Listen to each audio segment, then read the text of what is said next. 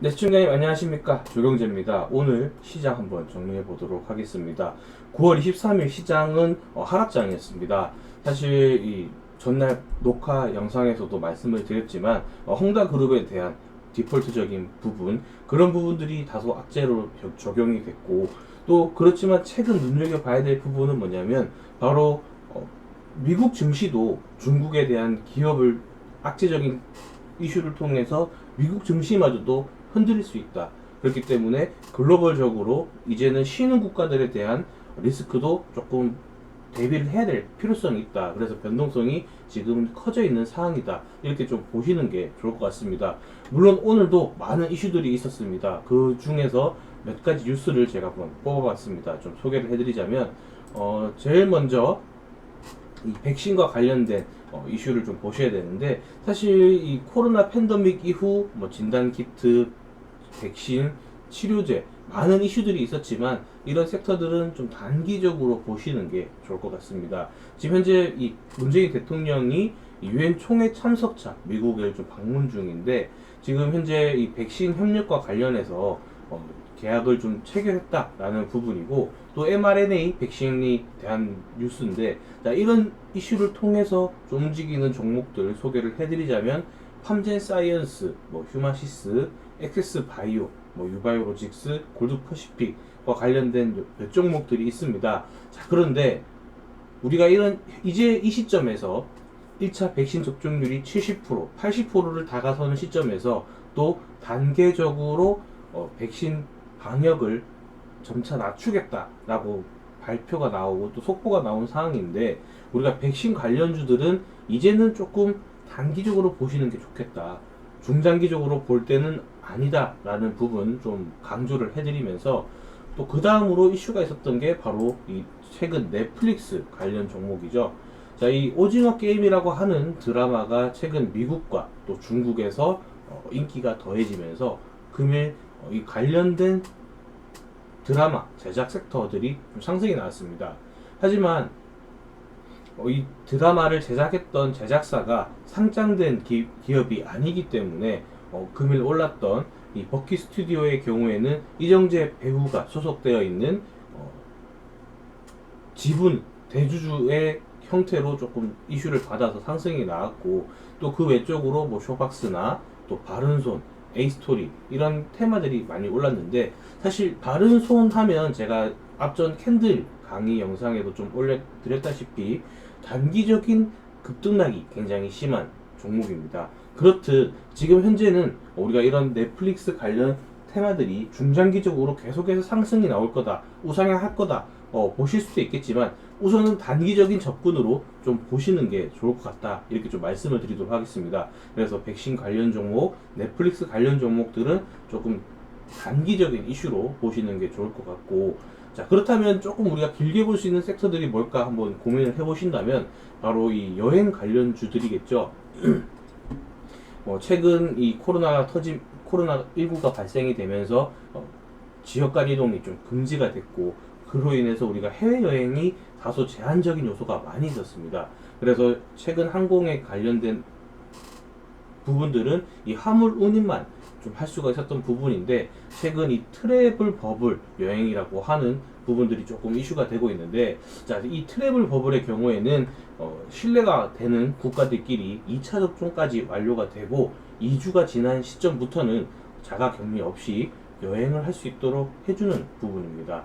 자, 그렇기 때문에 우리가 이런 부분들도 좀 눈여겨 보시는 게 좋은데, 사실 이런 부분, 이런 섹터들을 우리가 리오프닝 섹터라고 또 불리죠. 자, 그만큼 코로나 때 굉장히 주목받지 못했고 조금 쉬어갔던 흐름들, 그런 종목들이 보복성 형태로 다시 조금 부각이 되고 있다라는 부분들은 우리가 눈여겨볼 필요가 있고, 자, 이런 섹터들을 또 어떤 테마가 있는지 한번 살펴보신다면 카지노 관련주와 여행 관련주, 또 이 항공 관련주들이 있습니다. 그 중에서도 뭐 에어부산, 뭐 티웨이 홀딩스, 아시아나 항공, 대한항공, 노랑풍선, 모두투어 이런 종목들이 있는데, 자, 이런 종목들은 우리가 조금 중장기적인 부분에서 보시더라도 도움이 될 만한 종목이다 라고 좀 보여지고, 그 외에 다른 이슈를 하나 또 준비를 했다면, 이 국제 유가가 상승이 되면서 정제 마진이 2년 만에 최고치 소식에 좀 상승이 나왔습니다. 뉴스 기사를 보셔도 아시겠지만 2019년 9월 이후 최고 수준으로 상승이 나왔고, 또 9월 이후 이 정제 마진이 배럴당 5달러를 돌파했다라는 부분인데, 자, 이런 부분들은 사실 단기적으로도 좀 보셔도 되겠지만, 이 국제 유가라고 한다면 이 기름과 관련된 부분이지 않습니까? 그런데 이런 부분들이 단기적으로 저는 좀 보는 이유는, 이제는 수소 관련된 산업들이 조금씩 이 기름 산업 유가에 대한 부분들이 좀 변동되고 있다라는 부분이고, 사실 또 사우디 하면 원유 국가지 않습니까? 그런 국가에서도 수소 산업에 투자를 했다라고 한다면, 이런 유가 관련된 섹터들은 길게 볼 섹터는 아니고 단기적으로 좀 보시면서 우리가 대응을 하면 좋겠다, 이렇게 좀 말씀을 드리도록 하겠습니다. 또 그 외적으로도 뭐 북한 관련주, 대북 관련주들이 있었고, 또 윤석열 후보와 관련돼서 후보도가 지지율이 올랐다라는 부분들로 인해서 좀 부각을 받았고요. 또 이 금융 플랫폼 서비스가 좀 중단이 되면서 관련 섹터들이 뭐 카카오나 네이버 이런 종목들이 조금 하락세가 나왔는데, 사실 우리가 단기적으로 뭐 악재가 나왔다 해서 그 종목이 좋다 안 좋다 이렇게 말씀을 좀 드리기보다는, 어떻게 보면 카카오라는 종목은 지금이 저점 분할 매수의 기회일지도 모른다라는 생각을 좀 해보게 됩니다. 그렇지만 우리가 이 투자를 함에 있어서 단기적인 입장인지 또 중장기적인 입장인지 이 시각의 차이, 또 관점의 차이에 따라서 우리가 어떻게 종목을 대응을 하고 또 접근을 해야 되는지 대응법이 전혀 다릅니다. 그렇기 때문에 개인들만의 이 영상을 보시는 분들만의 기준이 좀 있으시다면 오늘 말씀드렸던 종목들을 한번 잘 공략을 하셔서 접근을 해보시는 것도 나쁘진 않겠다, 이렇게 좀 생각이 듭니다. 그렇지만 우리가 지금 현재는 순환매 장세입니다.